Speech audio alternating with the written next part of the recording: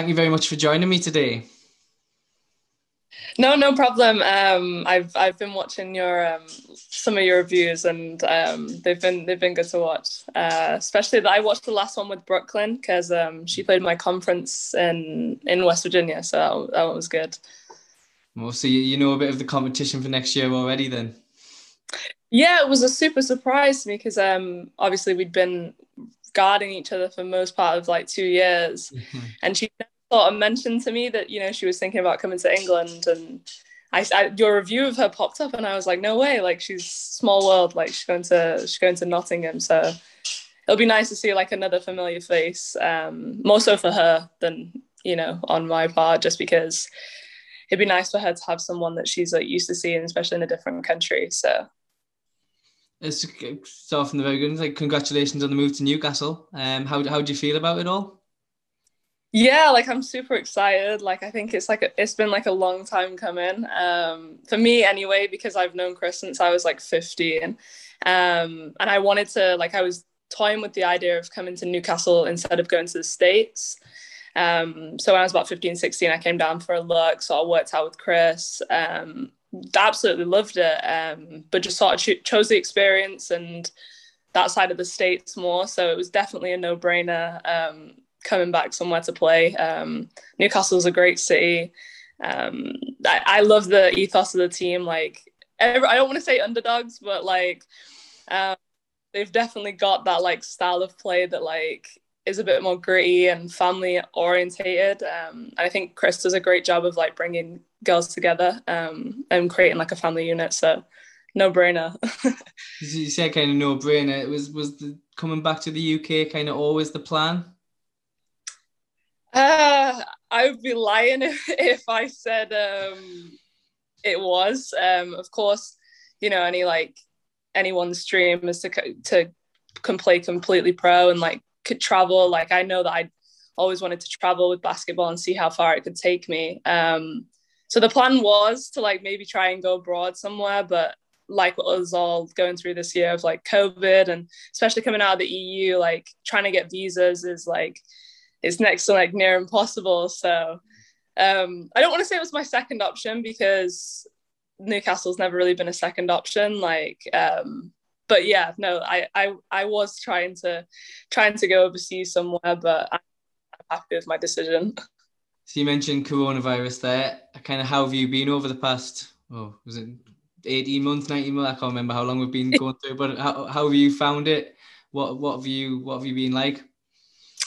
Yeah, no, it's been hard for everyone, I suppose, not just athletes as well. But I came home in sorry about that. I came home in March because our school sort of all shut down and West Virginia got hit pretty bad with it. And I was kind of like a bit stuck in what to do from like May until August. So, yeah, even trying to work out in England it was impossible. So it was definitely rough. Like anxiety was high. Like the one thing that kind of makes you like, forget about everything else is like the one thing you couldn't do at the time. So I feel for everyone that was like going through it. But like got to go back and because we were like where my school was situated, it's not exactly like I was living in a big city or somewhere that was like really populated. So we got to have like 90% of our season excluding like our conference games. We had pretty much all of our training sessions. We were tested before every game, every training session. But like I can't sit here and complain because I know some of my like other friends in the States, I didn't have a season at all. So I was super lucky. Let's kind of go back to the very, very beginning. Where were you born? I was born in Manchester. Well, I can't do my Stockport people dirty like that. I was actually born in Stockport, which is like a small town in Manchester. So yeah, I was born in Stockport. I've just been to Stockport for a wedding last week. We just travelled down. Oh, So yeah. When did you start playing basketball? I'd say I was about 10. Yeah. Kind of what got you into it? Was it a family member or was it just friends at school? How did you get into basketball? So my granddad played for Manchester Giants and he played for Great Britain and stuff. Like I definitely didn't get his genes that he is huge. Like he's like 6'4". It was a bit of a running joke in my family because my mum's super tall as well, and she chose to play netball, God knows why. But like sport was always kind of around. But I didn't really get that. Like I was constantly in and out of sports. I'll admit it, I was a big quitter. Like when I was younger, I would just like flip from like one thing to the next. And it wasn't until like my grandma and my granddad like got me like into it that like I don't want to like say just like sparked. Like I just didn't give it up since then. Like I just fell in love with it. So what other sports did you try when you were younger then? Oh god, there's some embarrassing ones. I tried like Irish dancing and like Nice. all of them, like horse riding, like anything that would stick, I suppose. Like we're just throwing it at a wall, like What kind of, looking at you as a player then, what are your strengths as a player, would you say?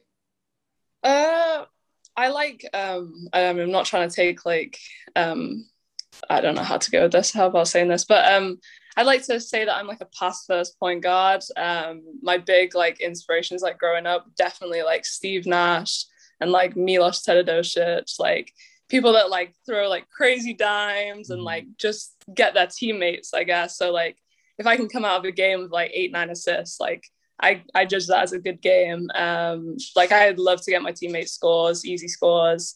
And just I don't want to use the word like run the floor, but like run the show. But if like a coach wants a certain offense or a certain base, like a type of, can't get my words out, like a certain type of play or what we're looking to do against this team, like I really take pride in like being like the on-court coach and making sure everyone's calm. And yeah, I'd probably say that over training like 30 points a game. Like I prefer that. Oh, and on the ball defense, like I get so much pride out of that. Like stopping somebody, like if coach is like, oh, she's averaging like 30 points a game, like she's the key factor to us winning this game, like okay, like bet she's about to have 3 points. Like that's like I take pride in that. Like So you started playing when you were 10. Kind of when did you start getting involved in teams?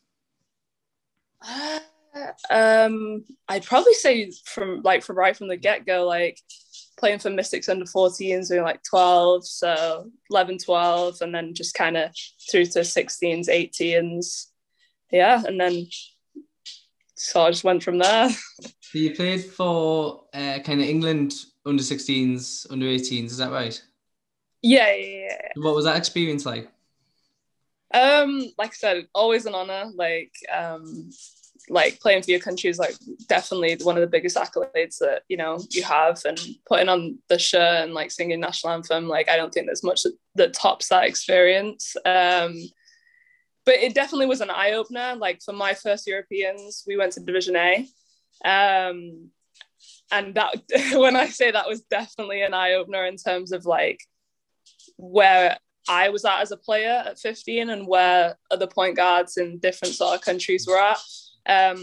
Like I'm not even gonna lie, like I came back from that Euros like not like a bit like confidence crushed, but like there's a lot of work to be done.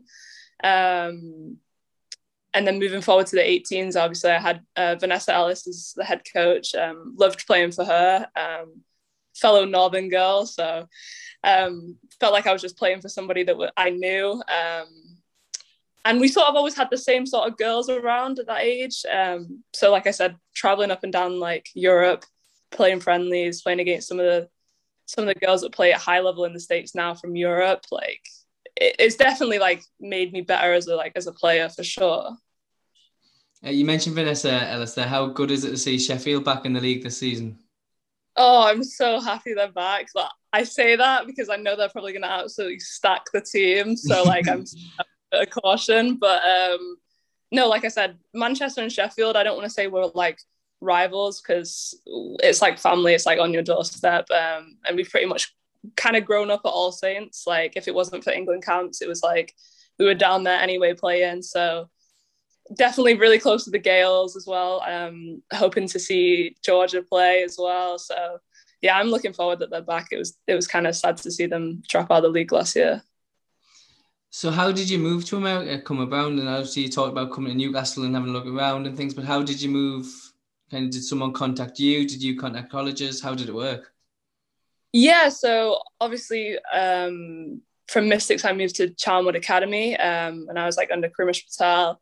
And we were like we got after it those 2 years. Like it was all about like trying to go to America and being like the best thing to like sort of like preparing you, I guess. Like Krimesh made a big emphasis on like preparing us so we weren't shocked that if we did go to America with schedules and training and lifting, and yeah, it was a lot, but like I guess like a lot of the girls on the Charnwood Academy team, like the goal was to go to the States.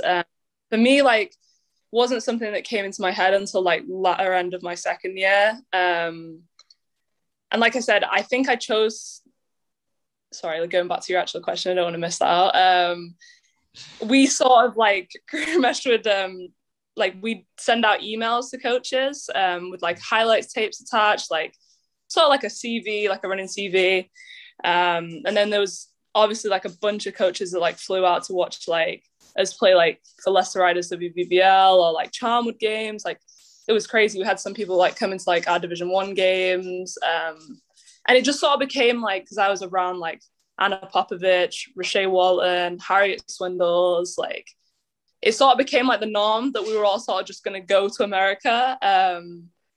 And we also started talking about it. It's like more of an experience to see like different style of play somewhere where it's completely different. And it just, I don't know, it kind of just felt right to like go along with those girls and go through it. So where did you go when you went to America? What college did you join?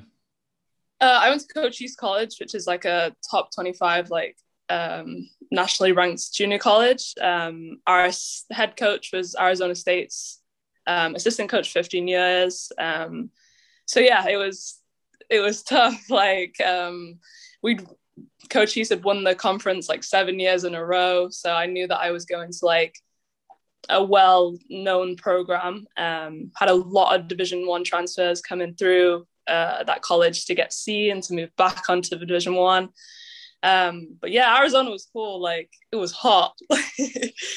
I remember during preseason, like Laura would be like, well, we're not going to turn on the AC because you guys need to like get in shape. And going from like Stockport to like Arizona heat in a gym was, yeah, it was ridiculous. It only gets colder the further up north you come, so don't expect too much. Oh, I know, I've heard. So looking at this season then, kind of, there hasn't been that many players announced yet for Newcastle. So you got Maddie McVicker, who played last season, Abby Lowe. Is there any of those players from last year or this season that you've played with before or played against? Yeah, so obviously Anna Popovich, I feel like she's pretty much me. She's always been around. But yeah, I played England under 18s with Abby. I love playing with Abs. Like I said, she's a scorer. So my best play is to play with people that can score the ball. But yeah, no, she's a long player. I'd rather play with her than against her because I know she's like crazy good in like passing lanes and stuff. You have to watch those arms. But no, yeah, I'm super excited to play with Abs. It feels weird because like in terms of it, I only sort of know like Chris and Abby off the team, but having watched their game being in the States, like it's been cool to see Maddie play. Like she can shoot the hell out of the ball. I mean, there's not much I can say about Alison other than like the girl is crazy good. Like, so I feel like I don't know them, but I kind of, it's been like knowing them through games, I guess, and sort of getting to know. Yeah, sorry, a lot of the games last season because obviously the playoff run was an incredible kind of story. Did you get to see any of that? Yeah, so I sort of watched a few in-season games, but it was difficult because obviously time zones and they all sort of played on the same day that we did. But our season sort of finished a little bit sooner than theirs did, so I got to see like the Cinderella story of the playoff games, which yeah, I was so hyped for them. I had like all of my teammates like putting it on like the big screen and like our video conference room, and like I had half of my teammates in the States like cheering them on and stuff. So yeah, I love seeing them do what I know they can do. Like I said, I don't want to say people like underrate them, but like I feel like everyone did, and everyone kind of presumed that, you know, first round, oh, it kind of got lucky, or second round, they'll get it. They won't, you know, they won't go through. So, like I said, I knew that they would. I had faith in what Chris is about, and he has a very good group of girls. So kind of, you've mentioned Chris a few times. How excited are you to play with him and have him as a coach? I have a feeling like we'll like Marmite, me and Chris, so like we'll either like really see eye to eye or be on completely different pages. But no, like, I'm, all jokes aside, I'm super excited to play him for him. Like I said, repeated a bunch of times, like it's been a long time coming. And I like his style. Like a big thing for me is knowing how the coach is on court and off court, like tactically what he stands for, and then off court what he wants the team to be like, and how he wants the team to blend and get on, and even down to who he recruits in terms of like types of people. And I think he ticks all of those boxes for me, like in terms of where I would like to be. So do you know what squad number you're going to play next season yet, or do you have a preferred squad number that you have? Oh yeah, for sure, number 7. And I was like praying and hoping when Chris sent out the number kits that 7 was on there, and it was. So yeah, I'll be back in my old faithful number 7, which I'm super happy about. Is there a reason why you like number 7 so much? I mean, like, it was my first number at Mystics. I played Euros in number 7. My first Euros in number 7. So yeah, I feel like it's just kind of stuck. And then when I was in States, they didn't actually have number 7, something to do with like the referee clause that they can't do on their hands. So for my whole college career, I was number 3. But coming back, I was like, yeah, there's no other number I'd want to be than 7. So do you have any kind of superstitions on a game day that you need to do? Do you need to wear the same pair of socks, or do you need, like, is there anything that you have to do each game day? I used to be like that. Like, I used to be like, okay, it's like this sports bra, this pair of socks, this Nike headband, and this is what I'm going to eat before game day. And honestly, like, it went from like really good games to then like to not good games. I was like, I got to throw all the superstitions out the window. Like, yes, honestly, I have like nothing that I do before a game, which is kind of weird because I know like a lot of athletes like always have something that they do, but I've just found that like it didn't really correlate to how I was playing. So let's look at the kind of WBBL as a league now. I mean, you had a little bit of an experience 4 years ago. Kind of, how do you see the league developing since that point? The WBBL has come on like leaps and bounds to me. Like, I mean, it was good when we were playing up for Leicester Riders at the time, but having been away and like seeing it develop as a whole, like it's been crazy to watch. Like, some of the people that are signing or even thinking about signing this year, like, I'm not gonna go there with London right now because that's a crazy amount of signings, and they're ridiculously stacked. But you can either take that in two ways. You can either be like, you know, super like, oh, they've stacked the team, like, you know, they're an unbeatable team. But in my eyes, I see it as it's just a positive for the league. Even the fact with them going into the Euro Cup, like, it's all just positive to the WBBL. The more promotion we can get, the more sponsors we can get for this like league in women's basketball in England is, you know, I'm here for it. So yeah, I'm super happy in the direction it's going, and the fact that we're getting a lot more Americans, even a lot more foreign people, you know, it's only up from here. So yeah, I'm super happy about it. Yeah, I think the London European event will be an exciting one for the league. I think that'll be good. Oh, so like I said, as much exposure we can get, I'm here for it. So yeah, I'm happy. Well, I don't want to say happy, but like I think, you know, they're doing the right thing, and yeah, I think London will definitely be a team to reckon with for sure. Well, you look at the London BBL team though last season, because they were in Europe last season and they stacked their roster, but Newcastle still won 2 trophies in the BBL. So there you go. Yeah, exactly.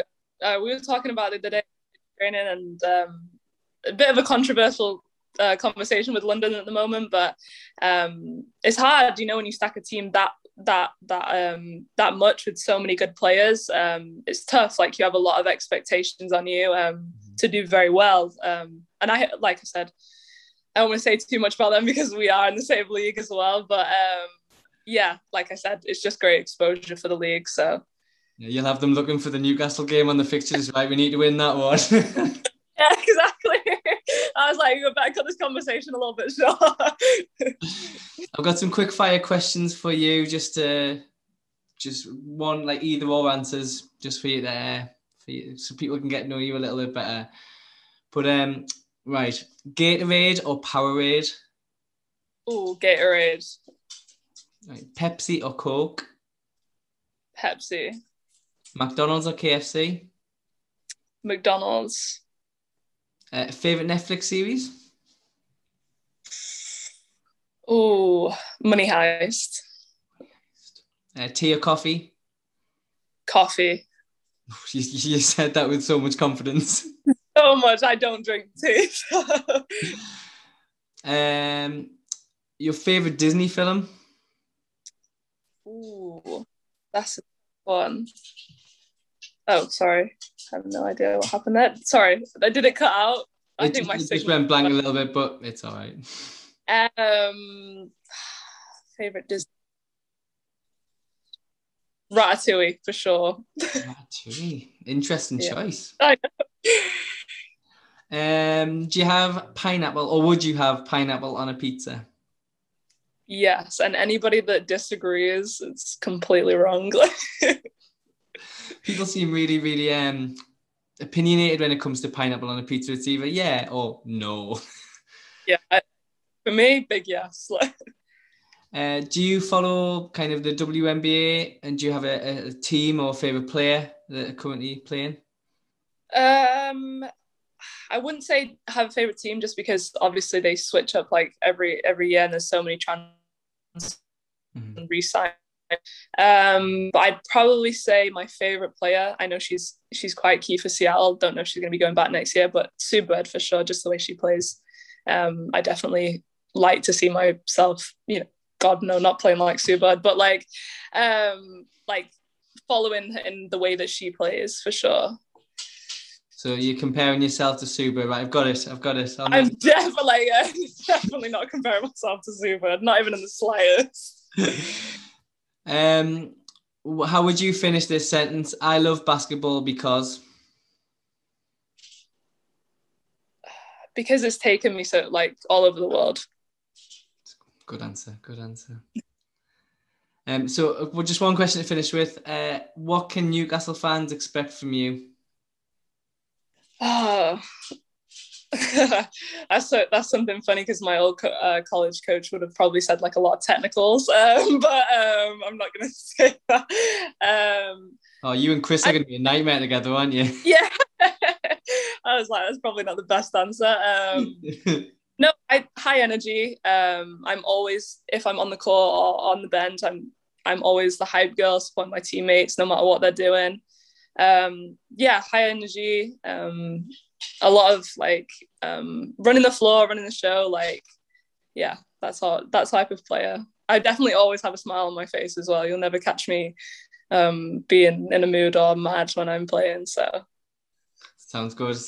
Well, I really appreciate your time. I can't wait to kind of get along to some games again next season and see you play. But I really appreciate you coming to join me this evening.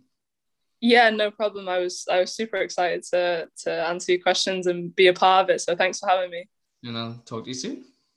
All right. Thank you. Bye.